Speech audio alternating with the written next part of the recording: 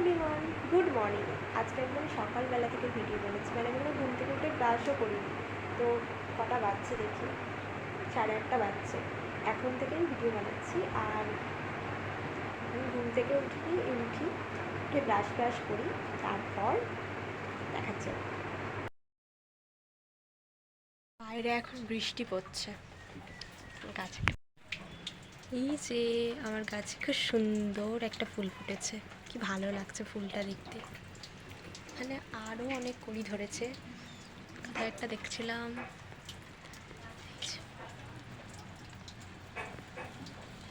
তাও ফুল এলো না, কবে যে ফুল আসবে গাছটাতে, কবে থেকে অপেক্ষা করে আছি। খুব শখে কিনেছিলাম গাছটা, একটা ফুলও দেয়নি গাছটা। কে বাইরে বৃষ্টি পড়ছে। এটা আমার ছদ্দি দাদের কলা গাছ, কত কলা হয়েছে, ওদিকে হয়েছে, এদিকে হয়েছে, ওদিকে হয়েছে, অনেক 3টে কলার ছড়া হয়েছে গাছটাতে।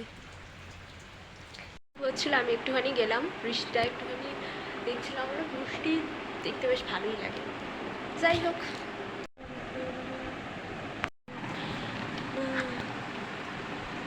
লেখা এই যে আমাদের বাইরে বলতে এইটুকুই, কারণ এখানে লোকজনের মানে ঘরের পিছনটা, এখানে আর কি দেখাবো, আমাদের জানলা খুলে বাইরের পরিবেশ দেখা যায় না।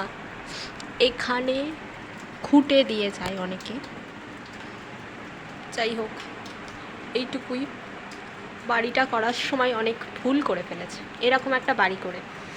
আমার এটা একদম ভালো লাগে না, কারণ একটু জানলা খুলে আমি গাছপালা, পরিবেশ এইসব দেখতে পছন্দ করি, কিন্তু এখানে লোকে ঘুঁটে দিয়ে চলে যায়। আর কি করা যাবে, যাই হোক, মেনে নিতে হবে। এখন তো বাড়িটাকে উঠিয়ে নেওয়া যাবে না, সেটা তো সম্ভব না, না? তো চলো, এটাই তুমি। আর হ্যাঁ, আমি চুলটা না এরকম কাট দিয়ে বেঁধেছিলাম, তো আমার চুলটা আমি কেটে একদম ছোট্ট করে দিয়েছি, যার জন্য কাটটা দিয়ে চুলটা বাঁধছি। তাড়াতাড়ি আবার চুলটা একটু বড় হয়ে যাবে। পুজোর তো আর বেশি দিন দেরি নেই, আর হয়তো কতদিন আছে পুজোর, ভুলে গেছি। তো পুজোর আর বেশি দিন দেরি নেই, তো পুজোর সময় চুলটা একটু বড় হয়ে যাবে, মানে মিটে গেলো, তখন আর একটু ভালো লাগে। আর কাটটা দিয়ে চুলটা খুলি আগে, আর তার আগে আমার এই সোফাটা আমাকে গুছোতে হবে। সোফাটার চাদরটা একদম এমন একটা হয়ে গেছে, কুশনগুলো লাগিয়ে দিই সোফাতে। তারপর চলো, আমার সোফাটাও গুছানো কমপ্লিট। সোফাতেই চাদরটা পেতে রাখি, সোফাটা নাহলে নোংরা হয়ে যাবে। আর এই কুশনটা না আমি নিজে বানিয়েছি, মানে ওই সব টুলো আমার একটা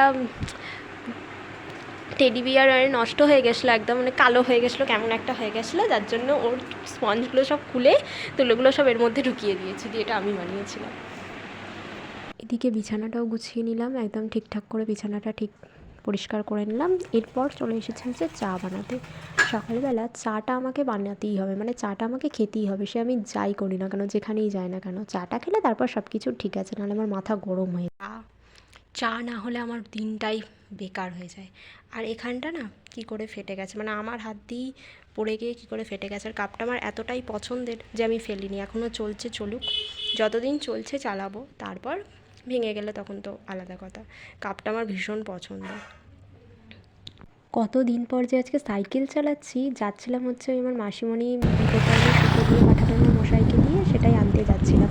ভাগ্যিস আমি ছাতাটা নিয়ে এসেছিলাম, এই যে রাস্তায় এসছি আর বৃষ্টি এসে গেছে, তাও ছাতাটা ছিল বলে বেঁচে, নাহলে ভিজে যেতাম। বাড়িতে এসে দেখছি মা গরম গরম চপ বানিয়েছে, তো ওই যে গরম গরম চপটা দিয়ে এখন একটুখানি সস দিয়ে খাচ্ছি। এমনি তো আমার তেল ছালে সব তেলে ভাজা অতটা পছন্দ নয়, কিন্তু এই বৃষ্টির মধ্যে এটা ঠিকঠাক আছে, বেশ ভালো। স্নান টান একদম স্নান টান করে নিয়েছি, এবার এখন আমি চুলটা একটু আছড়ে নিই, এটা খেপি দেখতে লাগছে।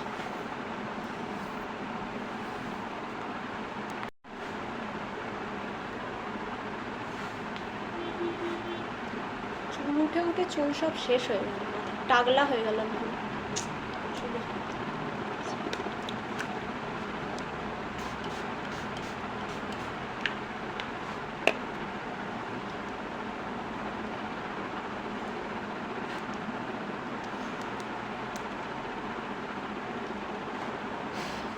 স্কিন কেয়ার বলতে আমার এইটুকুই। আমার স্কিনের অবস্থা এমনি ভীষণ যাচ্ছে, তাই এই যে স্পট পড়ে আছে, আমি ওই জন্য স্কিনে কিছু অ্যাপ্লাই করি না, যাই দেবো তাই সেই বাজে অবস্থা। মানে এটা সেটা বেরিয়ে যাবে, কিছু শ্যুট করবে না। তার উপরে এই যে একটু একটু ছুলি টুলি বেরিয়েছে, এগুলোর ওষুধ মাখছে, এগুলো কিছুদিন পর কমে যাবে সেটা নয়, কিন্তু এই যে এগুলো ভীষণ ব্যথা, হাত দিলে প্রচণ্ড ব্যথা। এই গালটাতে হালকা আছে আর এই দিকটাই বেশি আছে। আর এই যে নাকের মানে চেষ্টা করেও নাকের ঢোকে না। আজকে আরেকবার ট্রাই করব, দেখি নাকেরটা ঢোকে কিনা। সেদিনকে নাকের ঢোকাতে গিয়ে দেখছি টন টন করছে, এত মানে ব্যথা হয়ে গেছিলো নাকটা। কিছু খাওয়ার কথা মনে হচ্ছিল, তো হাতের সামনেই কলাটা ছিল। আসলে এর আগেও আমি কলার মানে প্যানকেক বানিয়েছি, কিন্তু আজকে ভাবলাম আরেকবার ট্রাই করা যাক। তো আজকের প্যানকেকগুলো বেশ ভালো হয়েছে, মানে তাওয়া থেকে ভালো মতো উঠে এসেছে, অন্যবার তো ওঠেই না। তো আজকের মতো ভিডিওটি এখানেই শেষ, দেখা হচ্ছে নেক্সট একটি ভিডিও।